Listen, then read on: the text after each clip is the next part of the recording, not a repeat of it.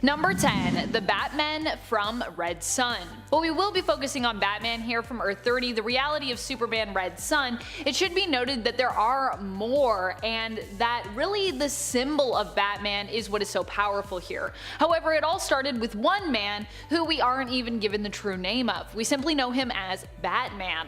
It was his mission to take down the man responsible for his parents' murder, Pyotr Roslov. In his attempt to get to Roslov, however, he ended up being pitted against the Soviet hero Superman, aka the Red Sun. Batman almost succeeded in defeating Superman here, but Wonder Woman unexpectedly became free of her bonds, turning the tides of the fight in Superman's favor. In the end, Batman decided to take his own life rather than be captured, blowing himself up but confessing to Superman beforehand the truth about the corrupt Roslov, and in so doing achieved his mission. While the original Batman died, others would later take his place in the fight for justice, inspired by the stories of his heroism. Number 9. Owlman.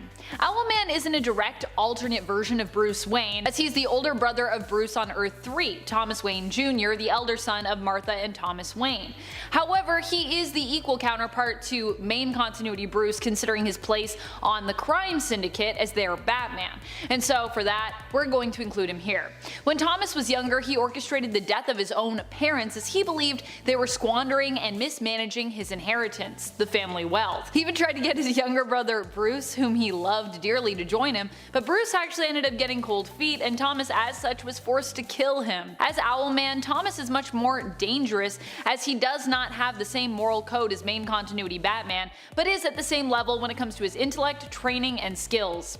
And his plans. He's pretty good at plans too. And friends, before we move on to this next spot, if you are loving this list and you want more powerful alternate versions of Batman, be sure to let us know by giving this video a thumbs up. 2 bat thumbs up.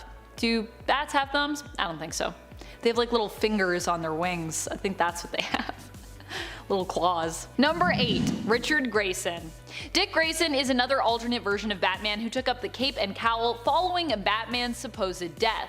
Being that he's been trained and pretty much prepared to take up the mantle his whole life, being Batman's first Robin, Nightwing makes for a pretty powerful alternate Batman. Controversial opinion, perhaps, but despite his following in Batman's footsteps in terms of his moral code, I would say he is still a more powerful alternate than Owlman. I know some people might say like not having morals makes you more powerful, but I digress. At one point actually, he and Owlman teamed up and almost enacted a plot to take down the crime syndicate together. Dick comes with years of training and is known for his genius intellect, forensic skills, is a master martial artist, and would go on to become a very capable spy and develop espionage skills later on when he infiltrates Spiral. During his time as Batman, following the events and apparent death of Batman in Final Crisis, Grayson would fight alongside Damian Wayne, who acted as his sidekick Robin. Number 7. Father Bruce. You might refer to him as Bat Priest based on this art, but his real name is Father Bruce, and he is the head priest of the House of Milk and Honey, a new version of the Gather House. Father Bruce makes an appearance in Milk Wars, the Young Animals imprint crossover with the DC main world and characters. He is prominently featured in part 2 of the crossover in the Mother Panic and Batman special. The thing is, Father Bruce isn't really an alternate, but he's so cool, and this story is just so bizarre and great that I thought we needed to mention him here. I actually checked this out and then I was like, man, I gotta read Mother Panic, because I believe the writer of Mother Panic is the one that writes this comic. I'm sorry, I don't remember their name off the top of my head, but you should check it out. Father Bruce is a version of Batman who has been twisted into a priest. Here, Father Bruce is in charge of a small army of Robins known as the Holy Sidekick Choir of Merciful Justice, who he teaches using his book of Bat Manners and divine wisdom. They drink the milk created by Mother Partake, who does so in an eerie manner. She kind of creates it with her fingers, it's really weird, and have their histories rewritten by a golden machine. Bruce himself is trapped here until Mother Panic, aka Violet Page, manages to free him and he returns to his old self. But even in this alternate persona, he's pretty mighty. Also in this delusional, brainwash created reality, Bruce believes it is a priest crashing through his window, not a bat, that inspired him to take up the mantle of Father Bruce and become a priest. I just love that. I just love that he's like crashes through the window and he's like, who are you? And then he's like, I will become a priest, as he like drinks the milk. Oh, it's such a weird story, I like it. Number 6. Man Bat Batman. Now I know Taylor on his part 1 had Batman, aka Earth 43 turned vampire Bats, but I figured why not bring you another vampiric version of the hero, because I also just really love vampires and they're powerful. This alternate version of Batman is not actually a Bruce Wayne alternate, but instead is an alternate version of Kirk Langstrom, who we know in the main continuity as Man-Bat. Kirk Langstrom here was working on a cure for cancer, specifically lymphoma, which he himself suffered from. He did end up creating a serum that cured him, yay, but regrettably, due to its ties to bats, it also turned him into a pseudo-vampire. As a vampire created by science, Langstrom became a part of the new superhero Holy Trinity in The Gods and Monsters. He possessed superhuman strength, durability, agility, and could fly, and also held onto his genius intellect. The one downside of his vampirism was that he did require blood in order to live, comparable but somewhat different to Marvel's Morbius, who is also known as a pseudo-vampire. Number 5. Injustice Batman. Batman in Injustice not only has the moral high ground against Superman, who becomes a villain in this reality after the death of Lois Lane and their unborn child at his own hands due to the machinations of Joker and Harley Quinn, but Batman here also possesses the Super Pill, or more specifically the 5U93R pill, which kinda spells super if you look at it. This pill, when ingested, allows Batman or his ally, father figure, and loyal butler Alfred to go toe-to-toe with Superman, meeting him on his level when it comes to strength and durability. Number 4. The Merciless. The Merciless is like the Wonder Woman version of the Dark Knights, as each of the core members is kinda meant to be a stand-in for a member of the Justice League. He initially teamed up with Diana Prince, aka Wonder Woman, to take down Ares on his world of Negative Earth 12 in the Dark Multiverse, but after doing so was forced to take Ares' helmet before Wonder Woman could and use it to defeat her. He basically knew that Diana would not allow him to use it otherwise, and so he was like, nah, I kinda gotta take it, otherwise it won't get used. He took up her symbol in her honor and wields the power of Ares, but multiplied. He is amazingly strong and durable, can summon any weapon, influence others to anger or fighting, and is pretty much god level, so yeah. Number 3. Super Batman. Super Batman was the name given to the Batman of Earth 1 when he traveled to Zur-En-Arrh. In the main continuity, Zur-En-Arrh was the name of Batman's alternate persona created when he witnessed the traumatic event of his parents being murdered that resides deep within his psyche. However, initially Zur-En-Arrh was the name given to a faraway planet in the golden age of Batman comics. It first appeared in issue 113 of Batman in the story Batman the Superman of Planet X. Here, Batman of Earth 1 is teleported a great distance to Zur-En-Arrh to aid Batman, the scientist Tlano, who watched Batman from afar through a telescope and was inspired to become the Batman of his own world, so he's also Batman. However, the intergalactic threat that Tlano Batman faces here is too great, and he needs Earth 1 Batman's help. On this planet, Earth 1 Batman's unique Earth-based human physiology makes him super strong, durable, and able to fly. Basically, he becomes Superman in terms of what he's capable of, which also at this time period I feel like would be pretty off the charts. Batman uses his powers to help Tlano and then is returned home afterwards and given one of Tlano's devices to keep as a memento. It doesn't work though, so it's basically just a little bit of junk that he can keep in his trophy case. Yay! Number 2. Darkfather. Darkfather was ultimately beaten by the superhero Holy Trinity, but only while they all kind of had a power upgrade all their own. He hails from the Dark Multiverse and is an alternate version of Bruce Wayne, who defeated Darkseid and took all his power and knowledge for himself afterward.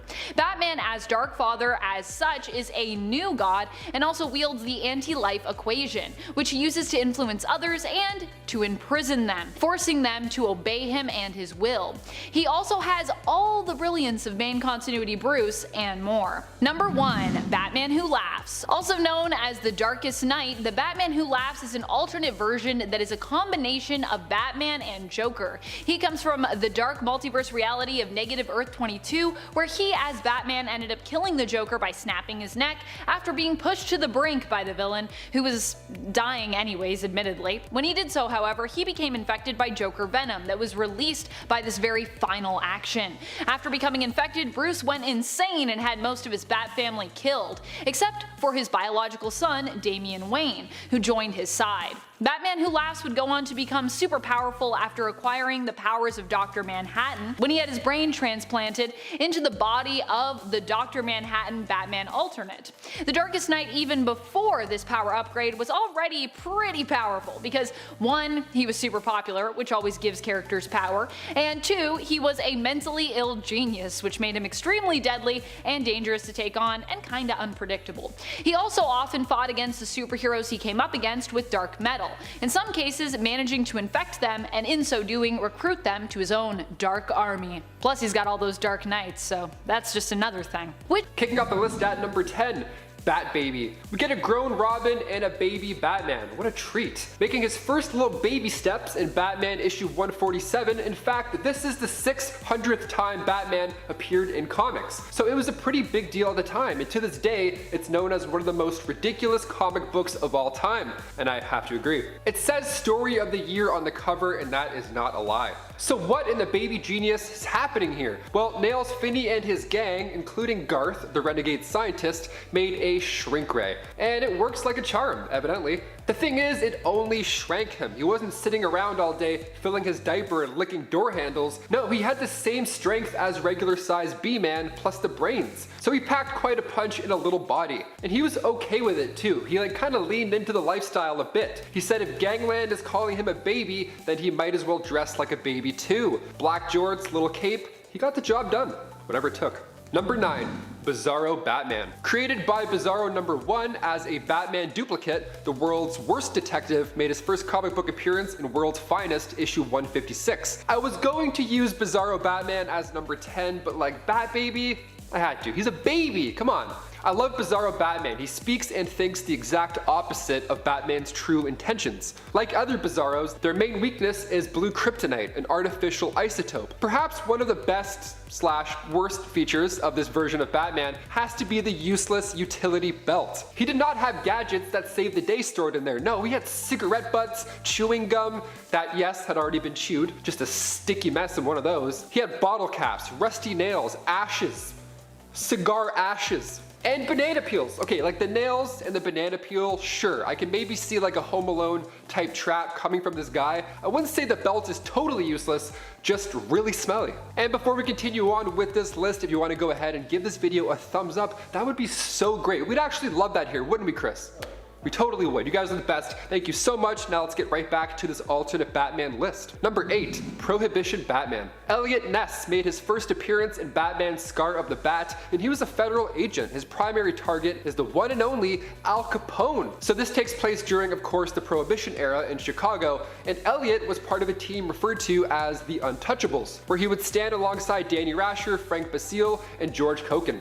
Now the best part of this comic isn't the fact that Batman is carrying a Tommy gun on the cover, that's close, but Elliot Ness was a real person in real history. The Untouchables were real. Back in 1903, Elliot Ness led this team. He didn't have a cape, but he did have a beautiful comb over. Imagine if he knew that he became Batman in an alternate reality. I wonder if he read the early issues. Wild. Food for thought. Number 7, Sir William. This one comes straight from Earth 9, so back in 1997, DC Comics launched Tangent Comics, which was a new take on our hero's backstory.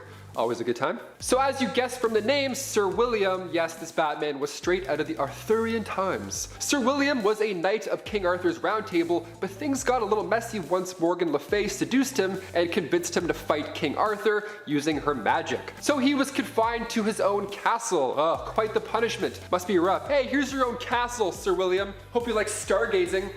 And that's it. And candles. That's the weird thing about castles. They're kind of boring.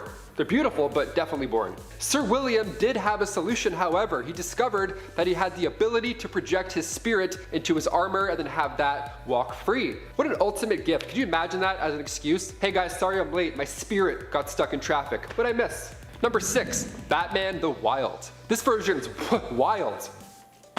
Making his first appearance in Batman Dark Joker the Wild back in 1994, this version is I mean, look at him. He's a literal monster, and as far as the miniseries go, it's pretty trippy. See, Batman was the child of two sorcerers this time around, Magister and Lilandra, and when he was created purely to take down their greatest foe, the Dark Joker. Very Harry Potter vibes going on here. In usual Batman fashion, his parents got wiped out at a young age, but instead of beatboxing in an empty mansion, he grew up in solitude as a monster living in the wilderness. Batman discovered that he has an older sister, Sarisa, so she shows him the ropes, she cultured him, and that's about all she had the chance to do, as the Dark Joker took her out as well. Tragedy in any universe for this guy. The wild monster Batman ended up hucking Dark Joker out of a window, of course screaming to his deceased family all the while. And he scratched his mouth. That's actually how he got those scars, from Batman's dirty nails. Number 5, Batmouse. Coming from the JLA, of course meaning just a lot of animals, we meet the Caped Crusader from Earth C-, and it's perhaps one of the cutest versions of Batman, so I had to include him. With Batbaby aside, he's also pretty cute. You can find Batmouse go against the also adorable Joker Pig in Captain Carrot and his amazing zoo crew, issue 14. What a great name, Captain Carrot, that's lovely. The whole thing obviously is fun and games, especially with the first page. We see Wonder Wabbit, Green Lampkin, and next to Batmouse is this trusty sidekick, Boyd the Robin Wonder. How cute! Now the best part is that this is one of the few alternate universes to survive Crisis on Infinite Earths, so he's still out there.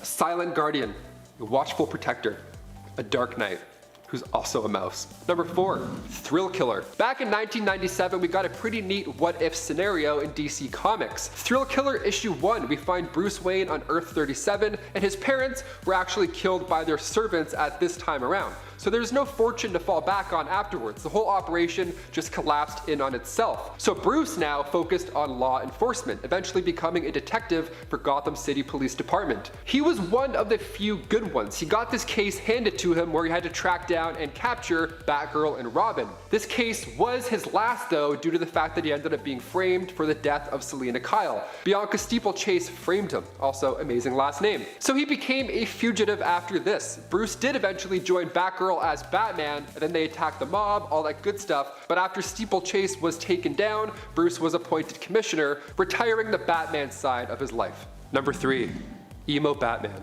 Coming from the Elseworlds 80-page giant issue 1 back in 1999, Bruce Wayne was a moody teen, full of angst and of course, a love and lust for pop music. Like all of us. He was one of the members of the group the Pennyworths, who was discovered by Lex Luthor himself, and then they signed with Lex Records. How sick. Lex ended up dropping the group because Bruce was getting a little lost in the sauce. Some narcotic use was keeping him in a dark place. You gotta keep it clean, Bruce. How else are you going to play at Coachella? Think. I already bought my tickets, man. Rain or shine. Number 2, Black Masterpiece Batman. Black Masterpiece is an Elseworlds story as well, and it's perhaps one of my favorite versions. Elseworlds Annual issue 18, Black Masterpiece shows us a fun alternate past where the young apprentice of Leonardo da Vinci became the first ever Batman. The woman posing for the Mona Lisa, she ends up getting kidnapped. Mid-pose, she's like, what? She ends up getting kidnapped, and it's a fun story because it's current day, and then all of a sudden it's old-timey Batman, nice little back and forth. So Bruce Wayne tracking down stolen artwork sounds like a boring time, but the 1994 classic is all but. Number 1, Leatherwing. The captain of the Flying Fox, a 17th century privateer making his first swashbuckle in Detective Comics Annual issue 7. Leatherwing is a pirate version of Batman, not a pirated version, a literal pirate version of him. How great does that sound right off the bat? This dude resides in the barnacle-filled Earth 494, and Captain Leatherwing sailed the seas with his first mate Alfredo, and soon met Robin Redblade, Prince of the Urchins and Bloody Terror of the Kingston Docks. Look, Batman's British, Alfredo is an Italian dude who constantly disagrees with him, and yes, to answer your burning question, Leatherwing fights with a sword. Even though his parents were both killed by a sword. Odd little parallel there. The Flying Fox, the ship, is actually a nod to Zorro, who in regular continuity was an influence on Bruce Wayne. Zorro is Spanish for fox, so the Flying Fox, the flying you got it. If you loved this read, you must check out the follow-up, also written by Chuck Dixon. It's called The Blade of Leatherwing, featuring Capitana Felina in the spotlight this time around, and Admiral Cobblepot as the new antagonist. Just blast the Pirates of the Caribbean theme song while you read this, and you're gonna have the best time ever. I promise. Number 10, Vampire Batman. We'll start on a Twilight note here, okay? Bruce Wayne of Earth 43 appeared in the 1992 Batman and Dracula Red Raid story, written by Doug Munch with pencils by Kelly Jones. So after a group of victims met their fate in the same way with their, throats slashed and not looking great, Batman realized that he's got vampires to now deal with. Vampires led, of course, by the one and only Dracula. So Batman really goes the extra mile to get the job done here because he meets a rogue vampire named Tanya and opts to get bit. He's like, right here please, thank you. He turns himself into a vampire in order to fight Dracula.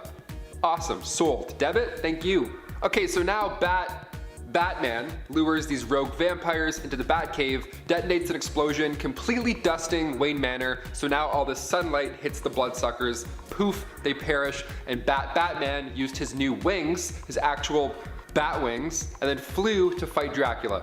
Bat Bruce won the fight by impaling Dracula on a broken electrical pole. Bruce wasn't looking good also. He lost a lot of blood, so he actually died, but the Batman will live forever as now a vampire, so that's good.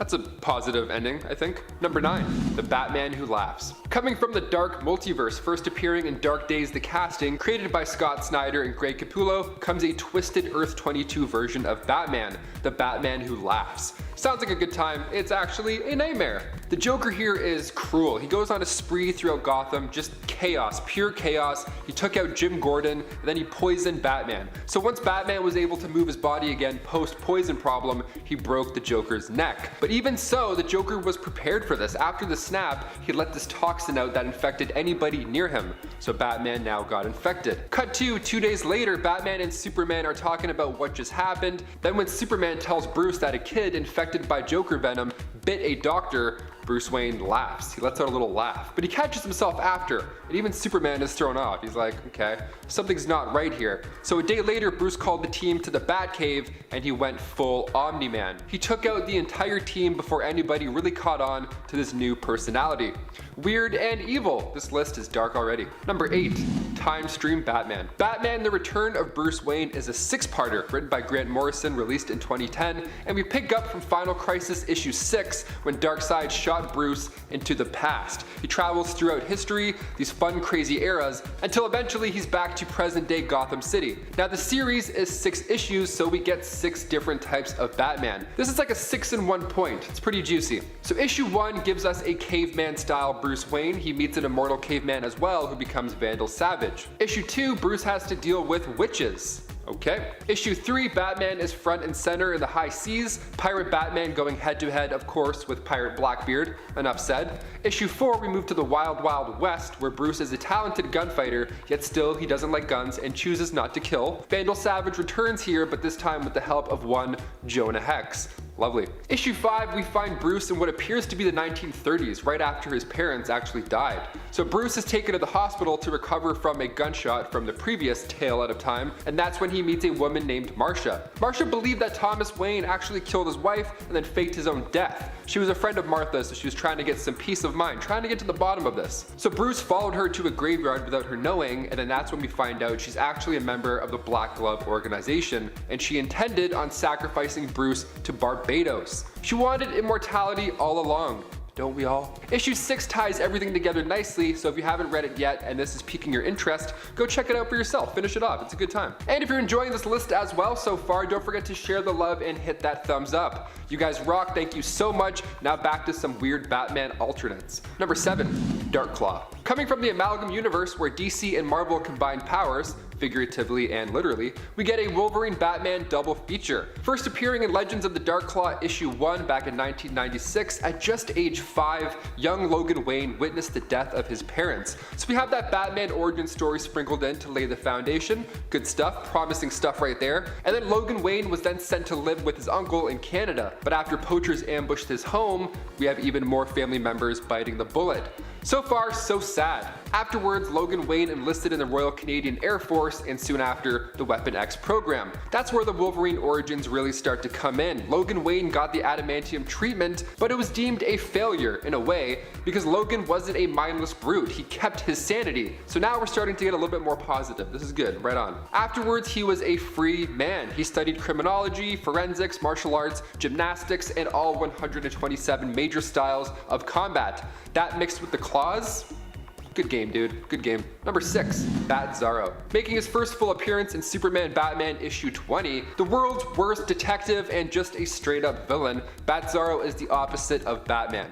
Morals, speech, combat, body weight, everything is opposite. So when you have a superhero like Batman who doesn't kill, tries to save the day, and solves crimes, the opposite is bound to be pretty brutal. Bat-Zaro had not one, but 2 pistols that he loved shooting around, and a chain, of course, to whack people with. And he had an upside down bat symbol to remind folks who's who. You know, in case the grinning sharp teeth wasn't enough. He idolizes Bruce Wayne though, funny enough. It's pretty weird because the origins of Bat-Zaro go way back to the Joker. See, Joker created Bat-Zaro simply because he wanted to officially kill a Batman. But when plans went south, Joker tried to fire a bullet into the Batman and Bat-Zaro jumped in the way, sacrificing his life for Batman's. Is this tragic? Yes. Is it a weird one? Absolutely. Number 5, Red Death. Coming from the Dark Multiverse on Earth 52, Dark Days the Casting, issue 1, we meet a Bruce Wayne with the same origins that we're used to. Now he eventually became a hero, yada yada yada, and he fought alongside Robin, and then the next Robin, and then the next Robin. His life was taking a harder toll on him. He was watching all these sidekicks bite the bullet, so now he was desperate to find a new power, a new way to prevent his partners from maybe, I don't know, dying. So he looked at his world Flash, and he saw his super speed and thought to himself, you know what? I could use that Speed Force better than him. What a statement right there. So he took out every Flash villain himself, kept their advanced weapons, and then used those weapons to fight the Flash. He drove them both into the Speed Force with the Batmobile and the Cosmic Treadmill, and then he absorbed all of Barry's super speed. Now after Batman came back from said Speed Force trip, he referred to himself as Batman the Red Death, where he would then brutally kill Gotham's criminals in the blink of an eye. But here's the kicker, here's the bad part. Gets worse rather. Barry still lived inside his mind. He would beg Batman, or sorry, Red Death, to stop the killing. Imagine hearing somebody in your head. I mean, that alone is a nightmare. Number 4, Civil War Batman. Batman teaming up with Abe Lincoln. Yep, let's go. Batman the Blue, the Gray, and the Bat was released in 1993 from Elliot S. Magan and Alan Weiss. When you need to protect the government's massive stash o' gold, who else do you call but the Caped Crusader and his horse appropriately named Apocalypse? This is a fun story because this era is just too wild to be boring, but in this Elseworld story, Abe Lincoln knows that Bruce Wayne is Batman. But it's Abe Lincoln, he can keep a secret or 2 or 3. Bruce had a bat fly in his window the night Abe's messenger arrived, so he took it as a sign and made an epic old-timey batsuit. He's accompanied by Robin, but in here he's named Redbird, and then we find out that old-timey Bruce is actually behind the whole operation this entire time. You lied to Abe Lincoln for gold? Shame. Shame. You're already rich in some universes. You don't need gold. Or maybe he's rich because he stole that gold. Number 3, Bat Baby. Making his first steps in Batman issue 147, the 600th time Batman appeared in comics, we see Bruce Wayne as a baby. So after Nails Finney and his gang made a shrink ray, they set their sights on Batman and it worked like a charm. It was only a shrink ray though. He didn't de-age mentally, which is even better almost. So now he had the same strength and aggression as a full-grown man in a toddler's body. This sounds like the worst case scenario, but Batman was kind of okay with it. He worked with what he got. He's like, okay, if people are gonna treat me as a baby, I'm just gonna dress like a baby. And then he wore a bat suit that no baby has ever worn ever. Classic Batman. Number 2, Holy Batman. Batman Holy Terror was an Elseworlds one-shot released in 1991, written by Alan Brennert. We find Reverend Bruce Wayne. How holy and fun is this? It's 1658, and in this universe, Lord Oliver Cromwell recovered from that fever and he maintained his hold on England. Later in the 20th century, Thomas Wayne, physician to ye old Gotham Town's council, was killed, same with his wife. Now James Gordon is on the case trying to get to the bottom of it, but he believes this was more than just a mugging. So he befriended young Bruce Wayne to maybe try and find some more info. Cut to 20 years later, Gordon is now Gotham Town's High Inquisitor, and Bruce is about to become a priest, and that's when Gordon finally tells Bruce the truth about his parents. He reveals that a man named Joseph chill was behind the whole thing. The government took down one of their own. How peculiar. Priest in the sheets and Bat Freak in the streets. That's how we like it. And finally, coming in at number 1, The Bat. Batman Castle of the Bat was released in 1994, written by Jack C. Harris with pencils by Bo Hampton. We're really leaning into the literal bat theme on this list. I kind of love it, not gonna lie. Taking place in South Germany 1819, we get a scene similar to that in The Dark Knight. A masked highwayman robs a carriage. The passenger asks the man if he's ever heard tales of the demon who protects the land, and the highwayman scoffs, says, "Oh, that's just superstitious. I don't believe in that." And then a bat monster comes in and rips his head off. Dr. Bruce Wayne hears about this attack, and at his home, his castle rather, he tells his hunchback servant Alfredo, that the beast had attacked once again. What beast? What is he talking about? So when Bruce was a kid, his parents were killed in a carriage on a road. So Bruce and Alfredo found Thomas Wayne's brain, collected some body parts, added some electricity, and voila, now Thomas Wayne is back. And he looks like shit. Once bat fluid is added, he becomes a living nightmare of a monster, and his first plan was of course to get revenge on the same guy who killed him decades earlier. We saved the weirdest for last, that's for sure. Kicking off the list at number 10, the Devastator. There's a name right there, okay. Bruce Wayne of Earth 1 made his first appearance in Dark Days, the casting. This Batman is one of Barbados' Dark Knights. Now, he started out the usual Batman way, lost his parents, became Batman, hung out with the Justice League. He actually got along with Superman quite well. He genuinely believed in his ideals of hope. But it is Batman we're talking about. Just because he trusted him doesn't mean he wasn't always prepared. Bruce kept the Doomsday virus just in case. So when Superman did go on and become a little crazy and started killing people, Batman figured, okay, now is the time to use this thing. Bruce first used a kryptonite spear to try and do the trick, but Superman just monologued in his face. Nothing was working. So now it's Doomsday time. The Devastator was born. The virus changed Batman instantly, physically of course, but also mentally. Now he had no problem killing what used to be one of his best friends. Using kryptonite breath, Bruce weakened the god and then finished him with some Doomsday spikes.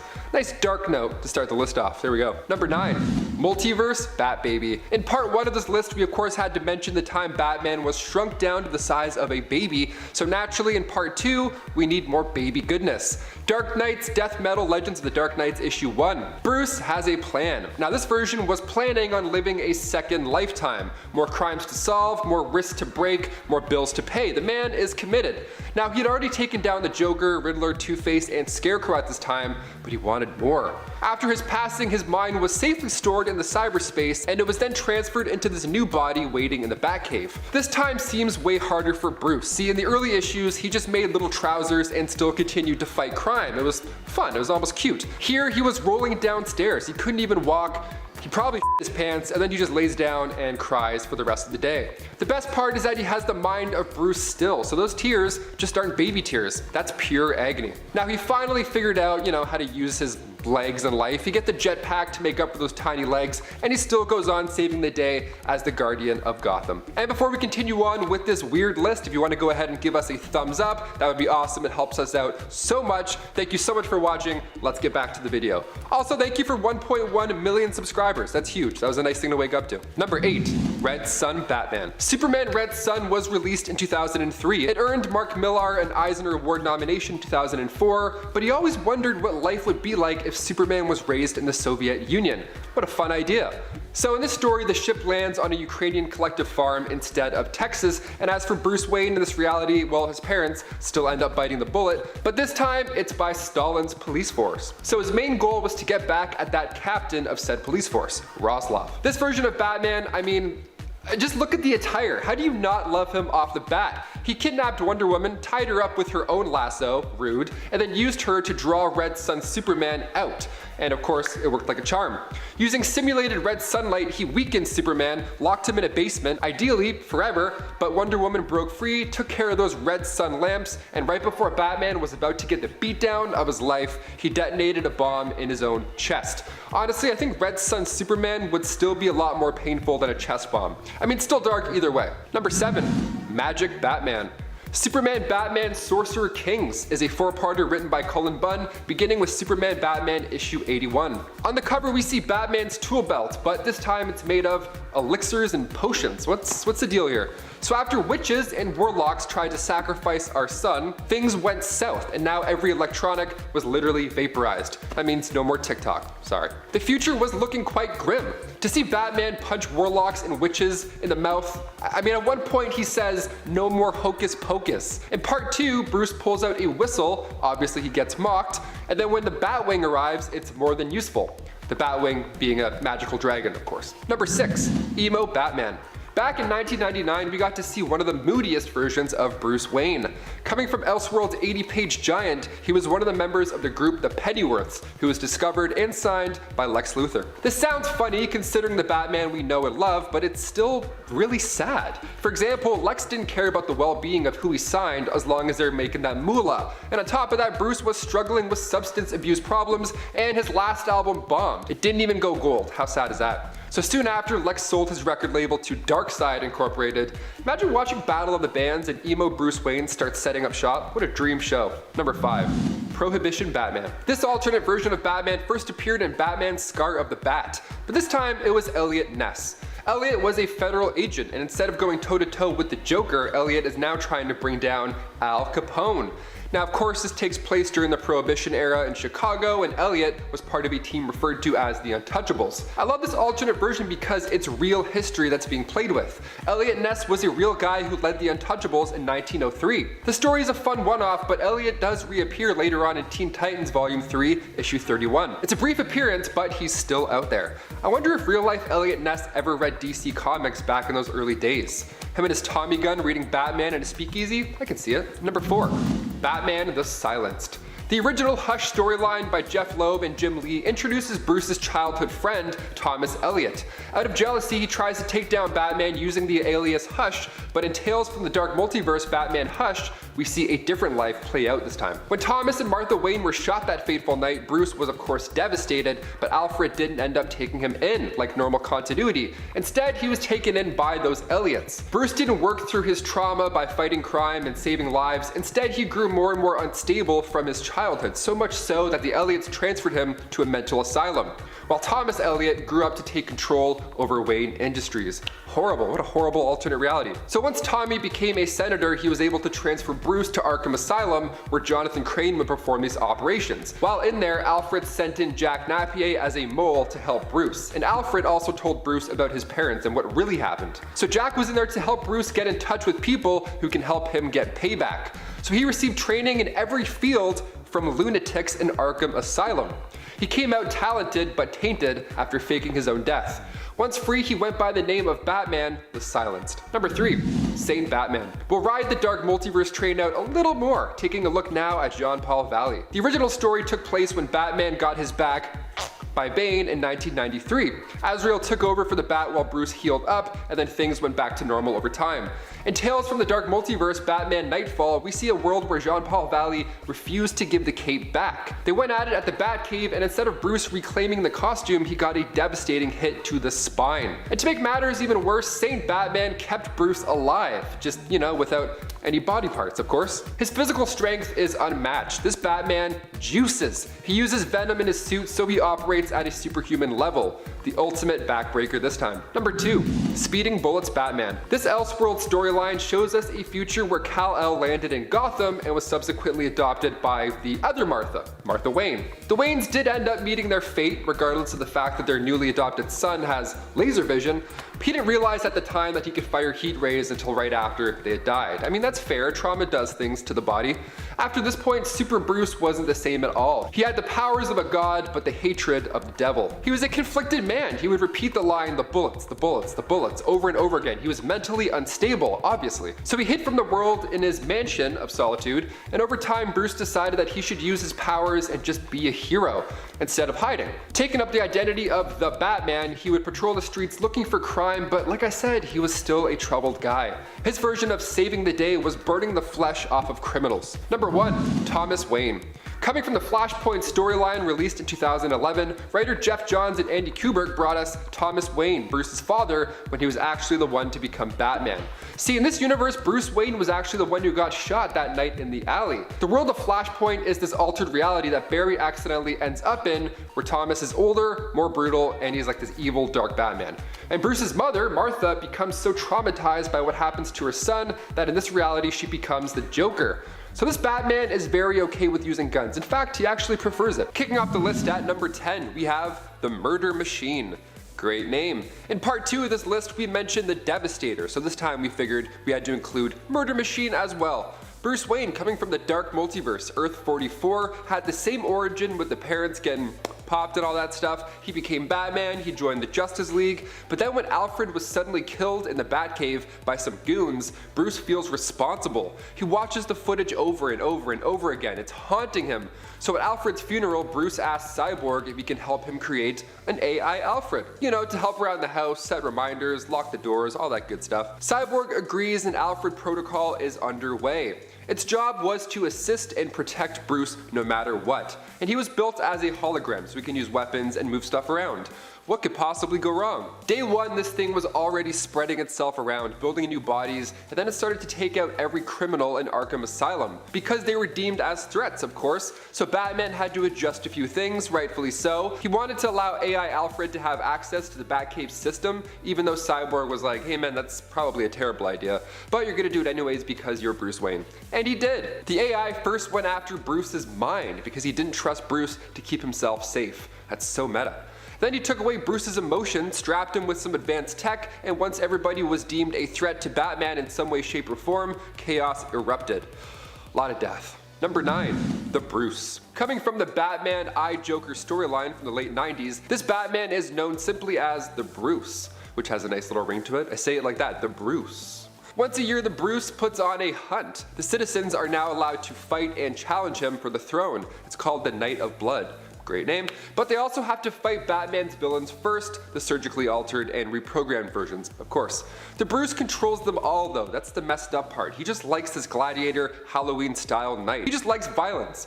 Luckily, and I can't believe I'm saying this, luckily a descendant of the Joker came in and put a stop to the Bruce. And before we continue on with this list, if you want to go ahead and give this video a thumbs up, somewhere in that area, that would be great. It really helps our channel out quite a bit. You guys are the best. Thank you for your constant support. Let's keep going. Number 8, Digital Justice Batman. James Gordon II is the grandson, of course, of the Jim Gordon, and after the death of his partner Lena Schwartz, he sees some old newspaper clippings about the Batman, and he feels inspired. He feels like going through his grandfather's stuff. He's learning more, he's grieving, and then that's when he discovers that Gordon left him the Batsuit as well. Bruce Wayne's old Batsuit. How lovely. You should probably wash it twice though, just to be safe, you know? So James took over as the Batman with NetWiz Bobby Chang joining as his sidekick Robin.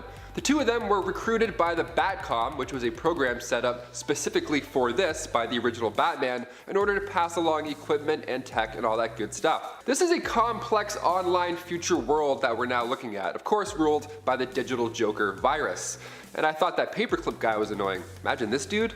Jeez. Number 7, Clone Batman. When Darkseid created a clone of Batman, he used it to make the world believe that Batman had died, when in reality, Darkseid actually sent Bruce back in time with his Omega beams. That's a pretty impressive trick already, but things go up a notch when that clone is revived as a Black Lantern and seeks out our remaining alive heroes. His job was to attach other rings to other heroes who have been resurrected before, but after he was done, he went back to get some beauty death sleep. In Batman and Robin issue 8, that Batman is revived using the Lazarus Pit, where he instantly attacks Dick Grayson, Batwoman. I mean, he's just going nuts at this point. He was strong too, he was really strong. The next issue, the clone took off after King Cole triggered an explosion, and then he took off and headed for Wayne Manor, where he then fought Alfred and Damian Wayne. Just going for blood right off the bat. Pun intended. Damian was tossed off the roof by crazy Batsy, but thankfully Dick got him just in time. And in issue 9, the clone lost to Batwoman and Dick.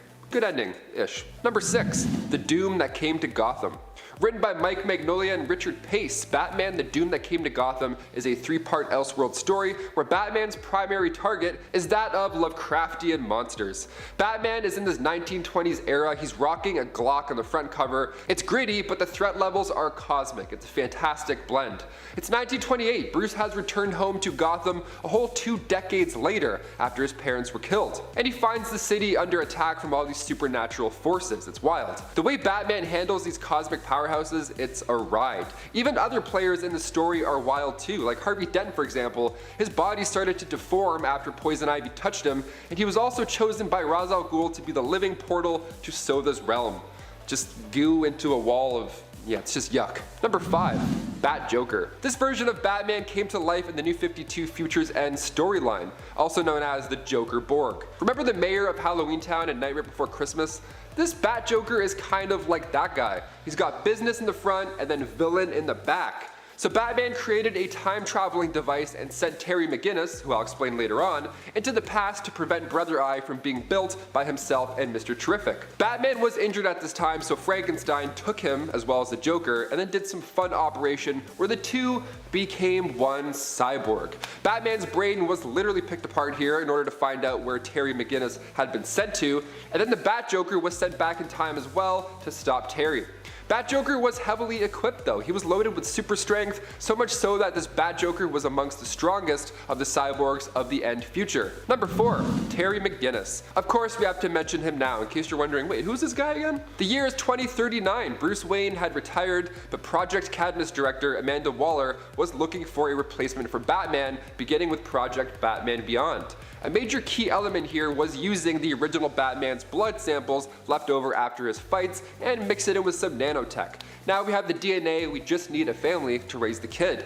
Amanda found the McGinnis household with Warren and Mary a perfect fit, as they were both psychologically identical to Thomas and Martha Wayne. One flu shot later, they were about to be the new parents of a new Batman. But obviously in Batman fashion, during Terry's teenage years, his father got killed, and Terry believed it was all because of the corrupt CEO, Derek Powers. So he asked for the help of the other guy part of this merger, that guy being Bruce Wayne. He didn't know anything at this point, but after a confrontation against the Joker's gang, Terry realized, oh, Bruce is the OG Batman. So Terry stole all his stuff and suited up himself as the new Batman Beyond. What an origin story. So sick. We had to include him in this list. Not so much weird. I mean, besides the whole, flu shot, now I'm alive thing. Guess we can make that weird and include it. Number 3, Owlman. Coming from Earth 3, making his first appearance in Justice League Volume 2, Issue 23, Owlman is actually not Bruce Wayne, but rather Bruce's older brother, Thomas Wayne Jr. See, instead of their parents getting shot, Thomas Wayne Jr.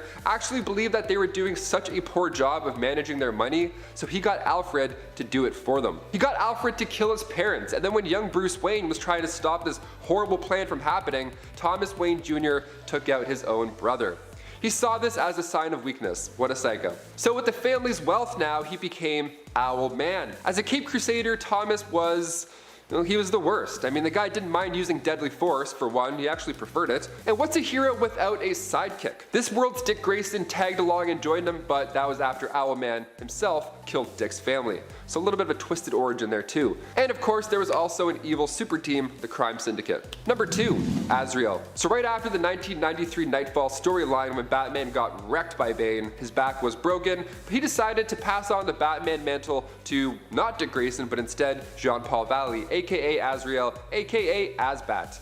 I'm gonna say this is a weird version of Batman because he's a little crazy. This run as Batman wasn't the same at all. His methods were violent, messy, and irresponsible. He was capable of defeating Bane with his new suit and stuff, so he did do a good job. He was a formidable successor in that sense, but definitely not permanent. Once Bruce did recover, he had to force Azbat to leave the position. Even the style changes were quite drastic, and honestly, kind of ugly. Dare I say it? Dare I say it was kind of ugly.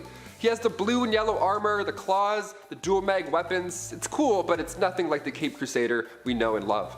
He's kind of like a Decepticon. I'm like, I don't really like a Hot Wheels Decepticon looking guy. Number 1, the god of knowledge. Weird, magical, wonderful, question mark? I'm not even sure what to call this one, but it's quite entertaining to say the least. The Mobius chair is the lazy boy of the galaxy. It made its first appearance in New Gods issue 1, and the chair was created by the Anti-Monitor. He gave the chair to Metron, but at one point Batman saw an opportunity of a lifetime. The chair was unused for a hot second, so Batman, king of musical chairs and problem solving, jumped on it and in turn became the god of all knowledge. How wonderful. At this point, the stakes are high. This couldn't have happened at a better time, honestly. The whole team was busy fighting Darkseid. Meanwhile, Batman's just floating in a chair in the background, figuring out the secrets of the universe, just trying not to throw up, trying to process all of this power. And that's when the Green Lantern adds a little bit of fun to this mix and tosses over his power ring. Just something to help Bruce get a grip. He puts it on Bruce's finger, power lights up the place, and he gets off the chair with a glowing lantern on his chest, right in the middle of the bat symbol. How crazy is that? Number 10. The Dawnbreaker. The Dawnbreaker was so unstoppable that he managed to destroy his entire world. This version of Bruce Wayne hails from the Dark Multiverse, from Earth -32. Here Bruce's story goes as anticipated in the beginning, with him being just a child when his parents were gunned down by Joe Chill. However, young Bruce in this tale is instead granted a Green Lantern ring following his parents' deaths, and ends up joining up with the Green Lantern Corps. The oath of Green Lanterns, though, does not necessarily resonate with Bruce, with him only seeing his ring as a means for him to get his revenge. Despite the fact that the Green Lantern's rings normally cannot be used to kill, Bruce pours his inner darkness, his void of emotion, into this ring, corrupting it and thereby willing it to kill, and even using it to temporarily raise the dead. He goes on to kill all of the criminals of Gotham, face off with the Green Lantern Corps and successfully kill them and the Guardians of the Universe, and of course destroy the entire world. Well, his entire world. A world. And friends, before we move on to our next spot on this list, if you love what we do here at Top 10 Nerd, why not show us you love us by clicking that like? Number 9. Helena Wayne. Helena Wayne goes on to take up the Batman mantle on Earth 2. The New 52, Earth 2 that is. This version of Helena Wayne was helping her father to fight against an army of parademons as his Robin when she was transported to another world. Now on this Earth 2, Helena Wayne is actually the daughter of Bruce, so yeah. Despite the fact that her father did not survive that battle, Helena and Supergirl both did, being transported to the Prime Earth continuity. While here they initially were also unstoppable in their search to find a way home, at least initially. Despite the fact that Huntress, aka Helena Wayne, the daughter of Bruce Wayne and Selina Kyle, would eventually give up on this dream, she and Supergirl would also eventually be returned home to Earth 2. Once there, Helena would go on to also take up the mantle of Batman. Number 8. The Batman. I think one of the most unstoppable Batmen I've seen recently, despite his youth, would be our Year 1 Batman from the now Elseworlds DCU movie The Batman. In this film, Batman is played by Robert Pattinson and is presented as a version of Bruce who is still kind of struggling to find his footing in the city of Gotham as a hero. In fact, many people actually fear and revile Batman at this point, GCPD included, who, other than Jim Gordon, are not really on his side. However, despite being less experienced in comparison to some of the older, more established versions of the character, I would say that Batman, against all the odds here, is still impressively unstoppable. This likely has to do with the fact that he is not only attempting to prove himself as an ally and force of good to the city and its people, but also kinda to himself, trying to find a purpose in a world that he seems to have become increasingly disconnected from. In the end, Batman realizes that hope above all else is one of the most important things, not fear, and we see him begin to make his way down the path to becoming the hero that Gotham needs. Number 7. Jason Todd. In Battle for the Cowl, Batman is believed dead, and a final message is passed on to the Bat family members. Among those summoned to hear Bruce's final words is Jason Todd,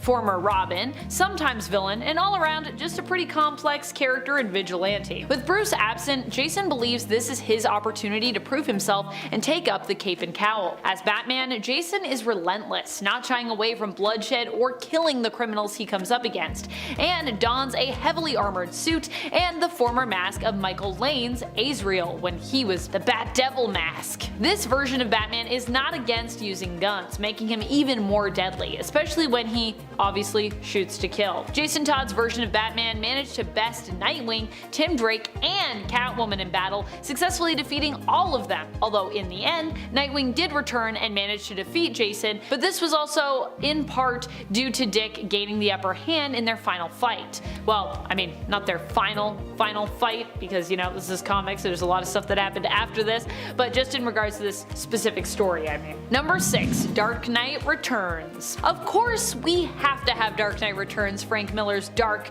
futuristic take on an older Bruce who chooses to return from retirement and don the cape and cowl once more. I mean, he is kinda the definition of unstoppable, is he not? This version of Batman ends up literally leaving retirement as an old man to come back and kick some butt. And he does a pretty freaking great job, I gotta admit, even almost beating Superman before seemingly dying of a heart attack, but even then, not really.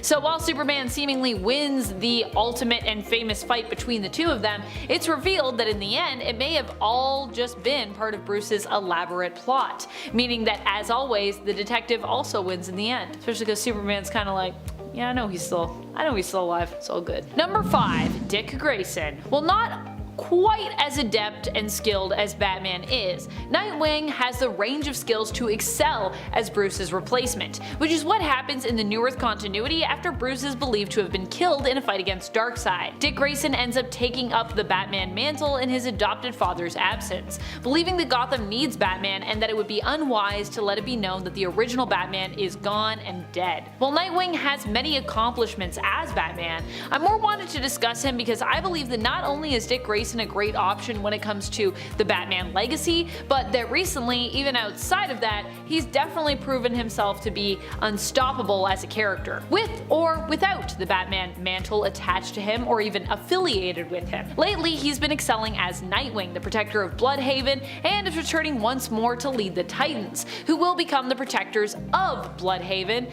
and obviously the protectors that Bloodhaven is desperately needing right now. A symbol of hope for a place that is sometimes presented as being even more corrupt than Gotham. However, it should also be noted that before this, Dick was also offered the opportunity to lead the Justice League, following the events of Dark Crisis, with Superman, Wonder Woman, and Batman all seemingly coming together to decide that Nightwing was the best candidate to lead a new league in their absence. Of course, even though Nightwing was flattered by this, he chose instead to bring the Titans back and return as their leader. Or well, I mean, the Titans never really went anywhere, but he was like, we're gonna do Titans now instead. Ba-ba-ba. Number 4, Batman Red Sun. Batman Red Sun is definitely one of the most unstoppable Batmen around. He hails from Earth 30, an alternate world where Superman's Kal-El instead fell to Earth and landed in Soviet Russia, growing up there and becoming a Russian hero as opposed to an American one. Batman is a hero who actively fights against the Soviets, seeking revenge for the death of his parents, who were murdered by Stalin's police. Batman eventually is manipulated into taking on Superman himself,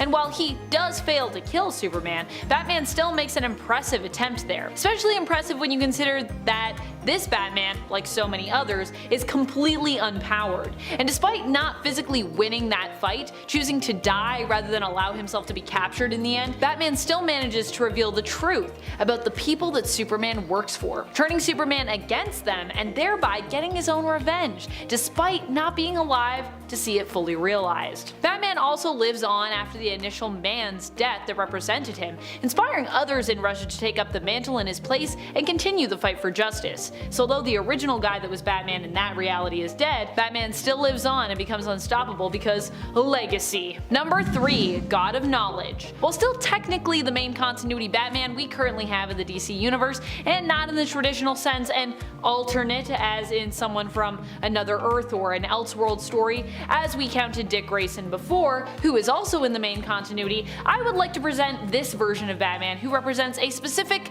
time in Bruce's life when he happened to gain the powers of Mobius, or at least the power of Mobius's chair. This was a device and tech that was initially used by Mobius, aka the Anti-Monitor, but given to the new god Metron by Mobius, before Batman ended up taking it for himself during Darkseid War. The chair grants whoever sits upon it vast knowledge, and also allows whoever pilots it to travel through time and through to various dimensions. In other words, this made Batman pretty insanely unstoppable. During Darkseid War, various heroes and villains took on new identities, becoming not new gods in terms of, the group of cosmic beings, but new gods in terms of them becoming gods, which was new gods, not new gods. Number 2, Batman in Bethlehem. In an alternate future, Damian Wayne ends up becoming Batman, and everything goes pretty crazy as a result. He takes up the mantle following the death of Dick Grayson, who ends up becoming Batman after Bruce retires. Following the death of his adopted brother, Dick Grayson,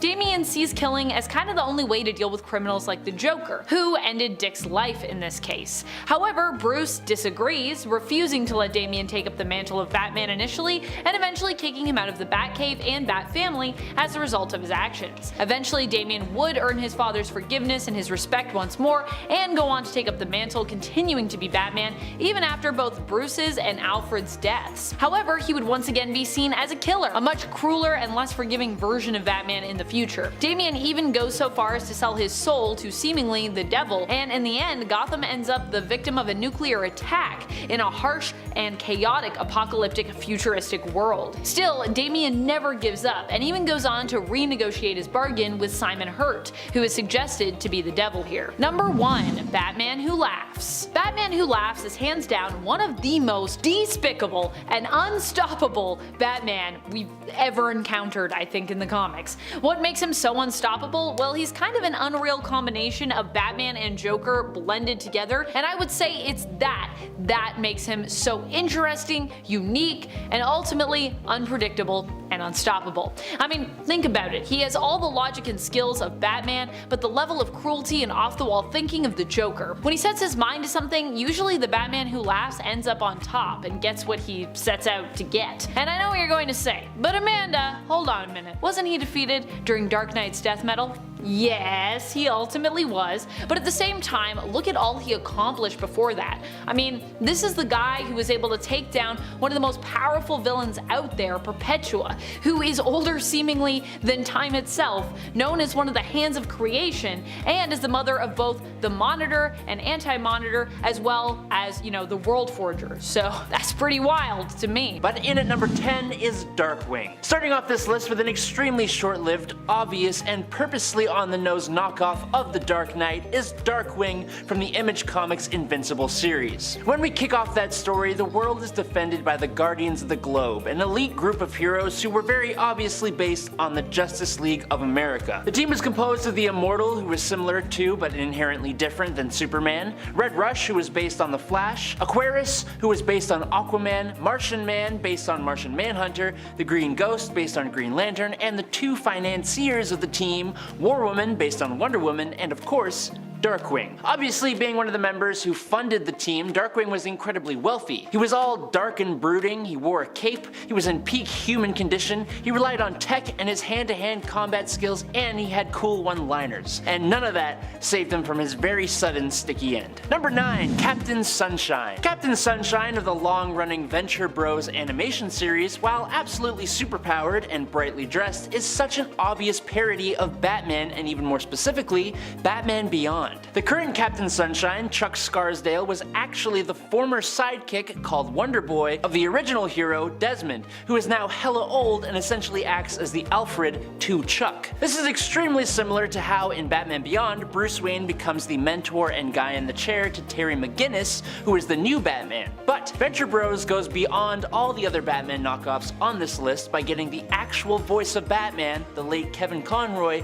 to be the voice of Captain Sunshine. Actually, side note, if we're talking about Batman ripoffs voiced by Batmen, Adam West also did the voice of Catman on the Fairly Odd Parents, so that's a little fun fact for you. And moving on to number 8, Rorschach. Now look, there is indeed another Watchman that embodies Batman in some much less subtle ways. In fact, almost all the characters from Watchmen are a parody of another hero or villain from comic books in some way or form. The whole Watchmen story was made to deconstruct and satirize the idea of superheroes and to make a political commentary. Now while Rorschach himself was very obviously modeled after the Question, he is a much more gritty and brutal character who lives by such an extreme sense of justice that it makes me me, and a lot of other people believe that Rorschach's character is likely what would happen to Batman if he was real, or if he just went a little bit off the deep end. He is a hero that you root for, but you almost feel as though you shouldn't because of his anarchist ways, and while that is not exactly Batman, the grizzled ordinary man with a dark past who is a masked detective who sneaks into crime scenes and beats criminals to a pulp in the middle of the night, that's got Batman written all over it. Number 7. Night Owl. With that said about Rorschach, we might as well talk about the much more obvious knockoff of Batman from the Watchmen comics, Night Owl. Just looking at Night Owl, you know he is meant to inspire the idea of Batman. Also, if you know DC Comics well enough, you probably know about Earth 3's Batman, aka Owlman or Thomas Wayne Jr., and the physical similarities there are obviously even more apparent. But Night Owl is actually intended to be a parallel of Blue Beetle, which may surprise you, but it's because of the inherited nature of the Night Owl name, the same way there have been multiple Blue Beetles. But Dan Drayberg is wealthy thanks to his inheritance, he's a regular guy, he has an underground lair, he's incredibly intelligent, creating owl-themed vehicles. The source of his power is almost entirely reliant on his technology, and his fighting style focuses more on incapacitation over the violence used by some other heroes. But man, he is pretty damn mopey like all the time, which does kind of line up with Batman, but never this much. Number 6. Nemesis. Mark Miller, not to be confused with Frank Miller, which is something I do all the time, created Nemesis with the whole idea of what would happen if you took Batman but did everything completely different. Essentially, it asks what happens if Bruce Wayne used his wealth and resources to become a villain instead of a hero. The smartest man in the world as the only supervillain in the world, with vendetta against police in all countries and a revenge for a lost childhood. Now, we gotta say it doesn't quite hit the mark you might think. It's not exactly the greatest comic book. It kinda relies on shock factor and overabundance of the overtop violence just for the sake of it, and of course the opposition to the character of Batman. But that makes Nemesis perfect for this list. He wears all white, has a super crazy cool cave, and relies on his tools, subtlety, and his massive intellect. I almost wish it was better, but unfortunately centering the comic around an evil, cocky Batman who isn't really that likable, it didn't work out too well. Number 5. Nighthawk. In 1996, Marvel created a whole team of villains who were direct knockoffs of DC Comics' Justice League with the Squadron Sinister. This team was created by the Grand Master after coming into contact with a team called the Squadron Supreme, who came from a different universe. The Squadron Supreme had direct Marvel versions of heroes like Superman with Hyperion, Wonder Woman with Power Princess, and among others, Batman with Nighthawk, aka Kyle Richmond. Kyle Richmond is a multi-billionaire whose riches were built through his father's criminal enterprises, leading him to choose to use the money for good instead of evil. He's got a cape, he has pointy ears, he's animal themed, and no matter which version we are talking about, the character is incredibly brooding and runs around at night. There are at least 5 well-known versions of Kyle Richmond in the Marvel Universe. The Squadron Sinister one, who eventually joins the Defenders, the Earth 712 Squadron Supreme version, the Earth 31916 Kyle Richmond, who was a black man whose parents were taken out by white supremacists, leading him to become an anti-racism vigilante, the Iron Man-like Ultimate Universe Kyle Richmond, and the Kyle Richmond of Earth TRN 852, which is not a regular part of the multiverse, but a magical creation of the villain Mephisto, where the Avengers never existed. Also, you have to call me Nighthawk. I just want to say that. Number 4. Big Daddy. Another creation of Mark Miller, not Frank Miller. Big Daddy appeared in the Kick-Ass comics and the movies, and speaking of the movies, in them, he looks like an exact replica of Batman, but he acts a lot more like the Punisher, meaning he is heavily armed and not afraid to use those arms at all. That's also the case in the comics, but here he has a completely different costume that does not reflect Batman. But he is still a knockoff of Batman for one big reason: Hit Girl. Hit Girl is actually Big Daddy's daughter, who he trained to become an incredibly capable assassin and sidekick, and this is a lot like Batman and Robin. Initially, we are led to believe that Big Daddy did this for revenge against a mob boss who caused the passing of his wife, but over time, we learn that was actually all a lie. His wife was very much alive, and he practically took his daughter and went off on the run, training her and going on missions with her, all to give her an exciting life, funding the whole thing by selling comic books and looting criminals. It's a really interesting idea of taking someone and manipulating and turning them into a crime-fighting sidekick, which is arguably something Batman does all the time. Number 3, Moon Knight. Originally, Marvel's Moon Knight did start as a Batman takeoff in the panels of Werewolf by Night, but good golly, he has become so much more, and I think I can speak for almost everyone when I say, thank the Lord he has. But since this is a Batman knockoff list, let's talk about what these two characters share. They both run around in the night as Knights of the Night, and that was fun to say. Both of these characters are very wealthy, and they use that wealth to fund their crime-fighting ways. They both wear capes, utilize themed tools, and they're both, on the surface, messed up psychologically. And that's kind of where the similarities stop. Talking about psychology, Moon Knight is way more distorted than the Caped Crusader. Almost all of his stories revolve around him struggling with his sanity and multiple personalities, and the rest of the superheroes know how insane he is. And then there's his backstory. Moon Knight was a mercenary who, at the end of his mortal coil, was chosen by an Egyptian god to be its avatar, which granted him super strength, durability, stamina, self-sustenance, immortality, and divine mystical empowerment. I think on the surface, it's easy to draw parallels between Moon Knight and the Dark Knight, but on the surface only. Number 2, Midnighter. Hailing from the Wildstorm universe, which is now under the DC's purview, Midnighter is one of the founding members of the Authority, which is a team just like the Justice League yet again, only I think I find this team to be less of a parody and more of a legit thing of their own. The Authority are actually really cool, and I'm super pumped that we will be getting them in the DCEU. Midnighter goes hand in hand with his partner and husband, Apollo, and together they are very clear nods to Batman and Superman. Now, obviously, in order for them to work as their own heroes, things have to differ a little bit. For Midnighter, while he dresses in all black, is incredibly stealthy, is an unmatched hand-to-hand fighter, and utilizes tech, he is incredibly violent, which is a huge no-no for Batman. I'm talking almost Punisher levels of violence. He also has actual superpowers. His main one is battle precognition, which allows him to predict how a situation will happen before it starts, running through a given situation millions of times in his mind before the first move is even made. All of his major senses are incredibly enhanced as well, and thanks to a series of crazy implants, he has super strength, speed, durability, reflexes, control over his pain receptors,